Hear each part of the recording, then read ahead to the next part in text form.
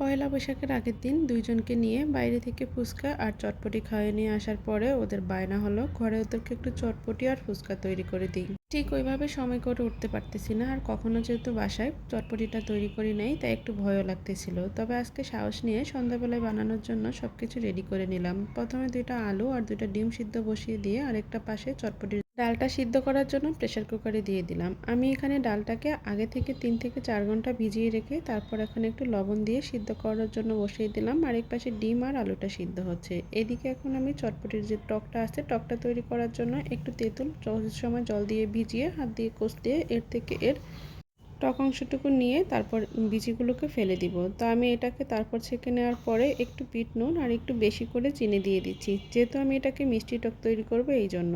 তবে বাইরের যে টকটা আমরা খাই সেটা মনে হয় একটু অন্যরকম থাকে, বাসারটা ওই রকম না হলেও কিছুটা হলেও তো হবে ওদের মতো করে। তো এইদিকে আমার আলু আর ডিমটাও সিদ্ধ হয়ে গেল, এগুলোকে আমি নামিয়ে নিব। তারপর আমি এখানে ফুচকা ভাজার জন্য একটা কড়াইতে বেশ খানিকটা তেল দিয়ে দিলাম।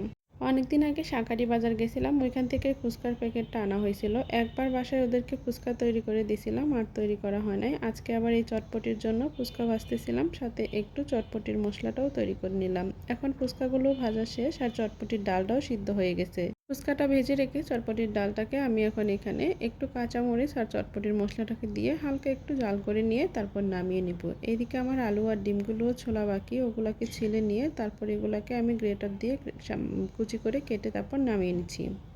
চাইলে কিন্তু এখানে আলুটাকে গোল গোল করে কেটেও দেওয়া যায়, তবে আমি ওইভাবে দিব না, এভাবে করে গ্রেটার দিয়ে কেটে তারপরে আমি চটপটির সাথে মিশাবো। তো এই তো সব কিছু নিয়ে আমি এখন এখানে মেয়েকে দেওয়ার জন্য নিয়ে আসলাম। একসাথে করে সব কিছু রেডি করে ওর সামনে আনাতে তো ও অনেক বেশি খুশি। তো আগে আমি ওকে ওর চটপটিটা তৈরি করে দিচ্ছি। ওর জন্য অল্প পরিমাণে বাটিতে নিয়ে উপর থেকে গ্রেট করা আলু আর এখানে আমি একটু ডিম সাথে ফুচকা আর পেঁয়াজ আর একটু টকটা দিয়ে তারপর ওকে দিয়ে দিচ্ছি। ও যেহেতু ঝালটা তেমন খাবে না এই জন্য ওটাতে ঝাল দিই নেই, আগে যেটুকু মরিচ দিয়েছিলাম সেটুকুই। ওর জন্য বেশি পরিমাণে ফুচকা তৈরি করে এখানে দিয়ে দিলাম।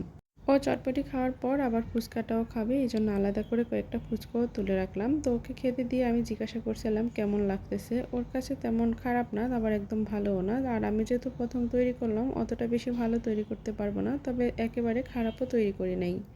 ওকে দিয়ে আমার জন্য একটু নিয়ে নিব। তো আমারটাতে আমি আলাদা করে আবার একটু ঝাল দিব, শুকনা কাঁচা সব ঝালই, কারণ ঝাল ছাড়া আবার চটপটি খেতে ভালো লাগে না। তো আমার জন্য বাটিতে নিয়ে নিলাম। এখন এক এক করে ঝাল আর এখানে শুকনা কাঁচামরিচ সব কিছু দিয়ে সাথে একটু ধনিয়া পাতা কুচি, তারপরে এখানে ডিম আলু সব কিছু দেওয়া হয়ে গেলে কয়েকটা ফুচকা ভেঙে দিয়ে দিব আর একটুখানি টক নিয়ে নিব। টক দিয়ে কিন্তু এভাবে খেতে চটপটিটা বেশ ভালোই ছিল।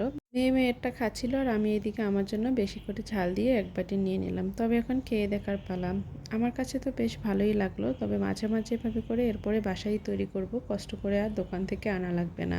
আর এখন যে গরম পড়তেছে এই গরমে বাইরের খাবার না খেয়ে যদি ঘরে এভাবে যে প্রতিদিন বিকালবেলা যে কোনো একটা নাস্তা বাচ্চাদের তৈরি করে দেওয়া যায় তাতে ওদের জন্য ভালো আর আমার জন্যও ভালো। তো এই তো আমি আমার মতো করে চটপটিটা খাওয়া শেষ করে ওইদিকে আবার সুস্মিতাকে বললাম তাড়াতাড়ি খাওয়া শেষ করার জন্য, কারণ সে যেহেতু ফুচকা খাবে। তো তারা এখানে দুই বান্ধবী মিলে চটপটি আর ফুচকা খাচ্ছিল। তার বান্ধবীও অনেকটা মজা করেই খাইছে ওর সাথে। এটা দেখে আমার কাছে বেশ ভালো লাগলো যে ওরা মজা আর আনন্দ করে খাবারটা খেতে পারলো।